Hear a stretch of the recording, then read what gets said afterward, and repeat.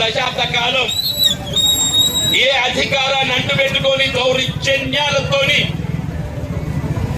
సామాన్య ప్రజానికపై కాంగ్రెస్ పార్టీ కార్యకర్తలపై రాజకీయానికి పాల్పడ్డారు. మళ్ళా టీఆర్ఎస్ పార్టీ నాయకులు ఏదైతుందో, మళ్ళా కాంగ్రెస్ పార్టీ ముసుగులో ఏదైతుందో మన రాజ్యాధికారానికి ఎన్నికలు ప్రయత్నం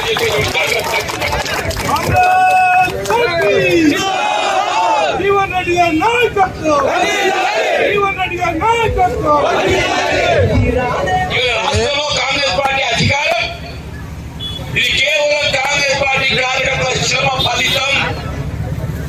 కాంగ్రెస్ పార్టీ కార్యకర్తల శ్రమ 10 సంవత్సరాల శ్రమకు ప్రతిరూపం ఏదైతుందో. రెడ్డి గారు ప్రభుత్వంతో కలిసి పనిచేయాలన్నారు. మేము కలిసి పనిచేస్తాం, ఎందుకంటే ప్రభుత్వం పటిష్టంగా ఉండాలి అని చెప్పి ఆలోచనతో వారు నియోజకవర్గ అభివృద్ధి కావాలని చెప్పి మేము ఆలోచించాం.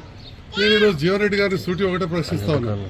అసెంబ్లీ ఎలక్షన్లో మిమ్మల్ని మా నాయకులు ప్రజలు ఓడగొట్టిన తర్వాత మళ్ళీ కాంగ్రెస్ పార్టీ మీకు ఎంపీ టికెట్ ఇచ్చినప్పుడు ఎంతమంది బీఆర్ఎస్ నాయకులను మీరు కండవ కప్పి చేర్చుకోలేదండి? అంటే మీరు కండవ కప్పి పార్టీలో చేర్చుకున్నప్పుడు మీకు ఇవన్నీ జ్ఞాపకం రాలేదా? పాత కాంగ్రెస్ నాయకులు మా నారాయణ రెడ్డి అనేనో ఇట్లాంటి వాళ్ళందరూ పాత వాళ్ళు ఉన్నారు, మరి వాళ్ళకి ఇబ్బంది అవుతుందని చెప్పి ఆలోచన రాలేదా? 2 ఎంపీపీలను చేసుకున్నారు, మున్సిపల్ చైర్మన్ చేసుకున్నారు, దాదాపు 20 మంది పైన సర్పంచ్లు మీకు వ్యతిరేకంగా పనిచేసి నాకు పనిచేసిన వాళ్ళని మీరు మీ ఎంపీ ఎలక్షన్లు అప్పుడు చేర్చుకున్నారు, పిఎస్సిఎస్ చైర్మన్లను చేర్చుకున్నారు, డైరెక్టర్లను చేర్చుకున్నారు, ఎంతోమంది వివిధ కుల సంఘాల పెద్దలు చేర్చుకున్నారు. మరి అప్పుడు 2023 ఎలక్షన్లో నాకు పెద్ద ఎత్తున మద్దతు ఇచ్చిన నాయకులను మీరు ప్రభుత్వం వచ్చిందని చెప్పి మీకు అన్ని రకాల చూసుకుంటామని చెప్పి మీ ఎంపీ ఎలక్షన్లు అప్పుడు మీరు పార్టీలో జాయిన్ చేసుకోలేదా?